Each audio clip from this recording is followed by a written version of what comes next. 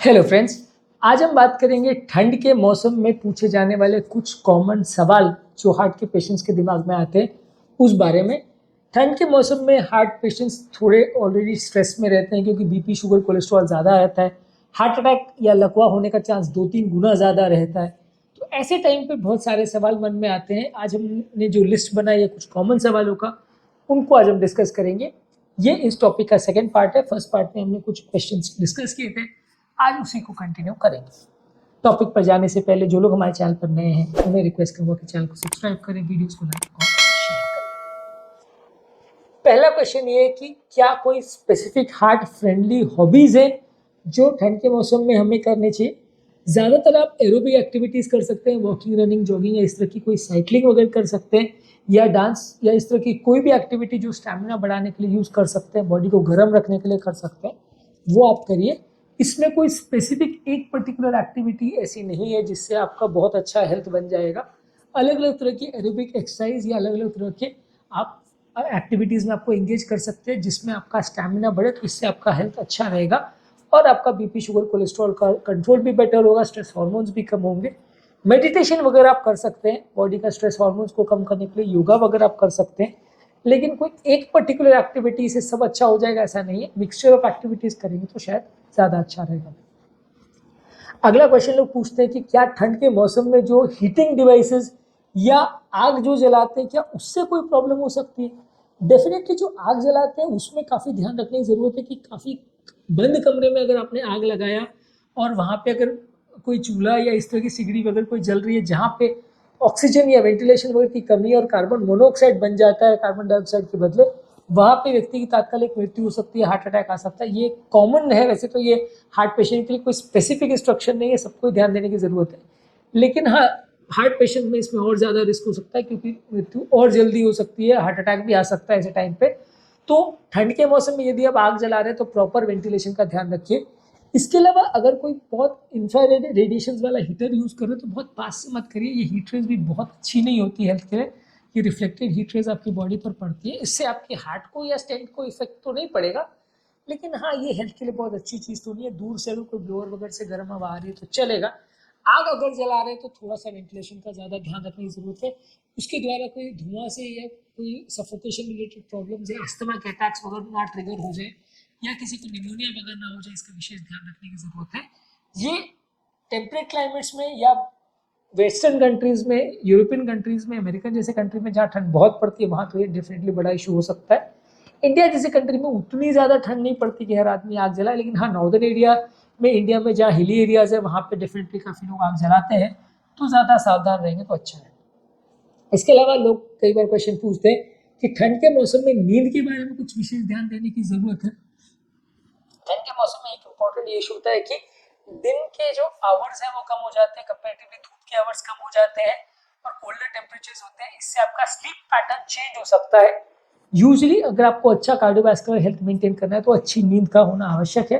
तो यदि sleep pattern change हो रहे हैं तो स्लीप हैबिट्स को चेंज करने के हिसाब से मेडिसिन या स्लीप हाइजीन के हिसाब से कुछ टिप्स पर हमने जो वीडियोस में बात की है वो सारी चीज़ें आप देख के कुछ सीख सकते हैं, हैबिट्स को प्रॉपर स्ट्रीमलाइन कर सकते हैं ताकि आपकी नींद कॉम्प्रोमाइज़ नहीं हो। यदि नींद कॉम्प्रोमाइज़ होती है तो चांसेस ये है कि आपके स्ट्रेस हार्मोन्स बॉडी में ज़्यादा बनेंगे, बीपी, शुगर, कोलेस्ट्रॉल का कंट्रोल वर्सन होगा और हार्ट अटैक वगैरह का चांस बढ़ जाएगा। तो इससे थोड़ा बचिए। कई बार स्लीप साइकिल डिस्टर्ब हो जाती है ठंड के मौसम में क्योंकि दिन का जो धूप निकलने का या छाँव होने का टाइम है वो चेंज हो जाता है, तो इसकी वजह से आपकी बॉडी का जो बायोलॉजिकल क्लॉक है वो गड़बड़ा जाता है और नींद का पैटर्न डिस्टर्ब हो सकता है। तो ज़्यादा सावधानी इस बारे में रखेंगे तो अच्छा है। इसके अलावा अगला लोग पूछते हैं कि लाइफस्टाइल में क्या चेंजेस कर सकते हैं यदि हमको कार्डियोवैस्कुलर प्रॉब्लम है। तो लाइफस्टाइल चेंजेस में क्या क्या कर सकते हैं उसके बारे में ऑलरेडी हमने पूरा डिटेल वीडियो किया है। अपनी हेल्थ का प्रॉपर ध्यान रखिए, रेगुलर एक्सरसाइज करिए, कोई व्यसन मत करिए, बहुत ज़्यादा अल्कोहल मत लीजिए, बहुत ज़्यादा अगर ऑयली या जंक फूड है वो मत लीजिए, हेल्दी लाइफस्टाइल ज़्यादा मेंटेन रखिए, रेगुलर हेल्थ चेकअप्स करिए। ये सारे कॉमन लाइफस्टाइल चेंजेस है जो आप रेगुलर बेस पे करेंगे और ठंड में ज़्यादा सतर्कता से करेंगे तो ज़्यादा अच्छा है आपके लिए। आप इसमें लापरवाही ना करें तो ज़्यादा अच्छा है क्योंकि ये सारी चीज़ें आपको ज़्यादा हेल्थ को बिगाड़ सकती है, कॉम्प्रोमाइज़ कर सकती है ठंड के मौसम में। तो सावधानी रखिए इस मामले में तो ज़्यादा अच्छा है। ठंड के मौसम में हाइड्रेशन के बारे में क्या करें क्योंकि ठंड में प्यास तो लगती नहीं है। अब इस मामले में क्या किया जा सकता है और क्यों ये इंपॉर्टेंट है।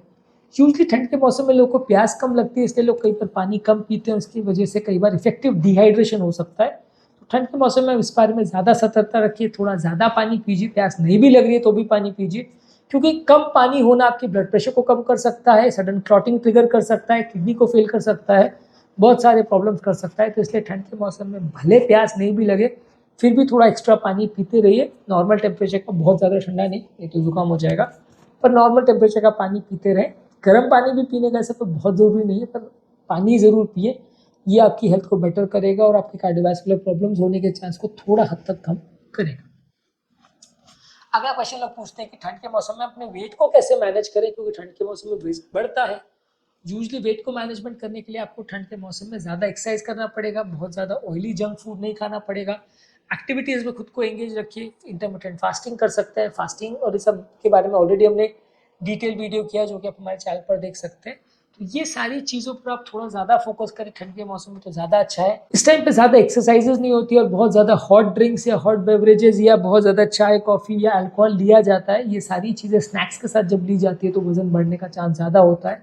ठंड के टाइम हम घर पे भी बहुत ज़्यादा रहते हैं तो खाना भी ज़्यादा होता है, छुट्टियाँ भी होती है, बाहर घूमने चले जाते हैं तो वैसे भी वज़न बढ़ जाता है। तो ये सारी चीज़ों का ठंड में विशेष ध्यान रखिए, क्योंकि ठंड के मौसम में वज़न बढ़ना थोड़ा प्रॉब्लमेटिक इशू हो सकता है। कई लोग एक सवाल पूछते हैं कि ठंड के मौसम में आने वाली कई रेमेडीज़ या हर्बल सप्लीमेंट्स वगैरह आते हैं, इसको हम ले सकते हैं क्या? इससे हमारे रेगुलर मेडिसिन से कोई इंट्रैक्शन हो सकता है क्या? तो आप किस तरह का सप्लीमेंट ले रहे हैं, किस तरह की चीज़ ले रहे हैं, उसके बारे में आपके डॉक्टर से पूछिए, क्योंकि आप क्या ले रहे हो उस पर डिपेंड करेगा। यदि कोई स्टेबल सी चीज़ ले रहे हो जिसमें कोई ऐसा प्रॉब्लम नहीं है और सिंपल सा हर्ब है तो चलेगा। बहुत ज़्यादा केमिकल्स वाली चीज़ें हैं, बहुत ज़्यादा हर्बल वाली चीज़ें कई बार आपकी रेगुलर मेडिसिन से इंटरेक्ट कर सकती हैं, क्योंकि इसमें क्या इंट्रैक्शन बॉडी में जाके होगा आपको पता नहीं चलता है। तो ये सारी चीज़ों के बारे में अपने डॉक्टर के साथ विशेष तरह से पूछिए और जहाँ तक पॉसिबल है इस तरह के फालतू के सप्लीमेंट जो बहुत इंडिकेटेड नहीं है वो मत लीजिए। कई बार डॉक्टर्स को भी नहीं पता होता कि क्या रिएक्शन हो जाएगा और कई बार हेल्थ बिगड़ सकती है, तो इसके बारे में ज़्यादा सावधानी रखेंगे तो अच्छा है। अगला क्वेश्चन लोग पूछते हैं कि ठंड के मौसम में जब हम ट्रैवल कर रहे हैं तो कैसे उसके बारे में प्रिपेयर करें।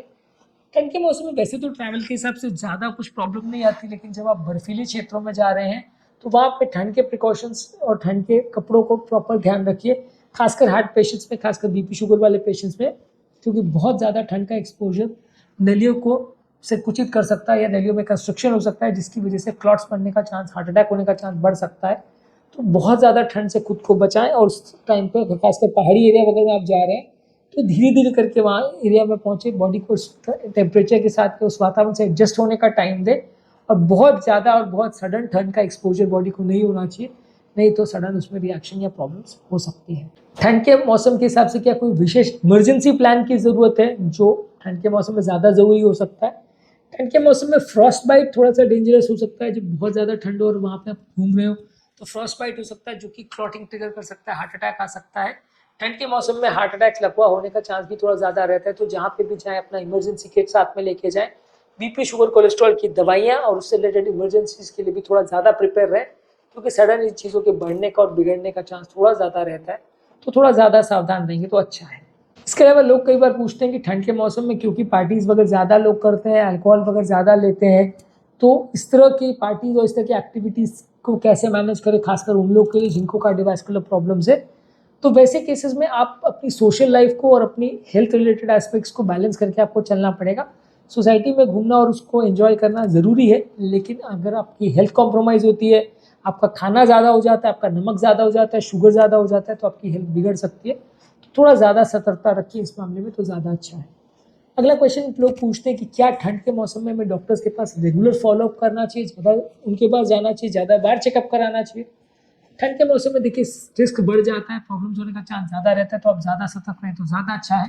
इस मामले में आप जितना बार डॉक्टर के पास जाएंगे और चेकअप वगैरह कराते रहेंगे तो उतना आपको, अगर दवाइयों में कोई वेरिएशन करने की ज़रूरत है या हेल्थ में कोई स्पेसिफिक प्रिकॉशन है तो डॉक्टर उस बारे में आपको बता पाएंगे, चीज़ों को बेटर तरह से मैनेज कर पाएंगे। तो ठंड के मौसम में इस मामले में थोड़ा ज़्यादा सावधानी रखिए। आप डॉक्टर के पास रेगुलर हेल्थ चेकअप में रहिए, ऐसा मत करिए कि 6-7 महीना 1 साल आप डॉक्टर के पास नहीं गए, तो उसमें थोड़ा प्रॉब्लम्स होने का चांस बढ़ जाता है।